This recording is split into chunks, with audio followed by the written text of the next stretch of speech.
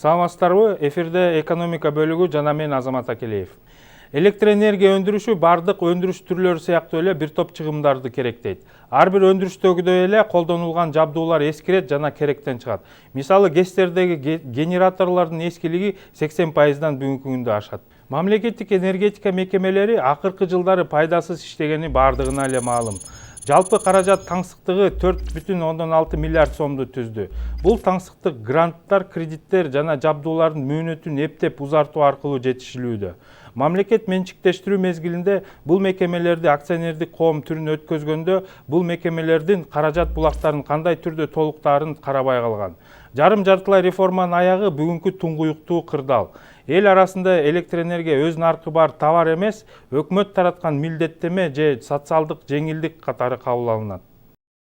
В статье 3 закона об акционерных обществах. Акционердик коомдор боюнча мыйзамынын 3 беренесине ылайык мындай коомдор пайда алуу максаты менен түзүлөт. Биздин энергетика тармагындагы акционердик коом түрүндөгү компаниялар дээрлик баары зыян тартууда. Каражаттары тартыш. Бул негизинен тарифтер өспөгөндүгү үчүн чыгымдар өсүүдө. Бул акционердик коомдор жаңы түзүлгөндө мындай кырдаал алдын ала каралган эмес.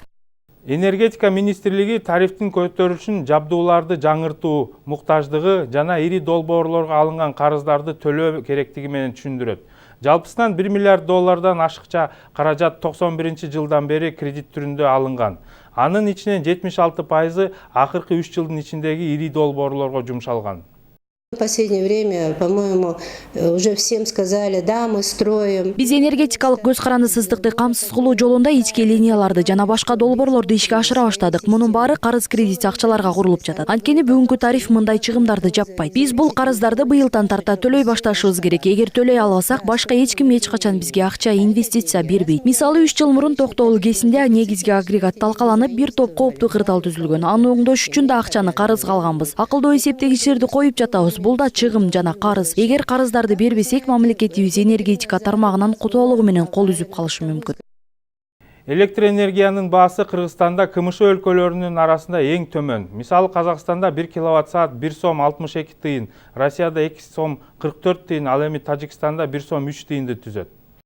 Мы пытаемся восполнить затраты энергокомпании через продажу своего товара. Бүгүнкү күндө электроэнергия баасы өз наркынан төмөн түшүп кетти. Мурун биз чыгымдардын баасын сатылган энергиянын көлөмүнө бөлүп тарифти эсептечүбүз. Бирок тариф 2008 жылдан бери өзгөрүлбөгөндүгүнө байланыштуу өз наркы баасынан ашып таңсыктык пайда болду. Электроэнергия баасын ушул таңсыктыкты жабуу үчүн көтөрүүгө мажбурбуз.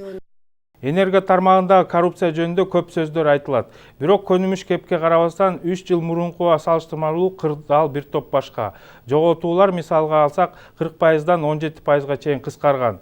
Акылдуу эсептегичтер ачык тендер өткөрүү, коррупцияга каршы кылмыш иштери сыяктуу чаралар көрүлүүдө. Көптөгөн кемчиликтер дагы эле орун алууда жана оңдоого тийиш. Ошол эле мезгилде энергетика тармагын чоң кырсыктан бүгүн сактап калуу өтө зарыл.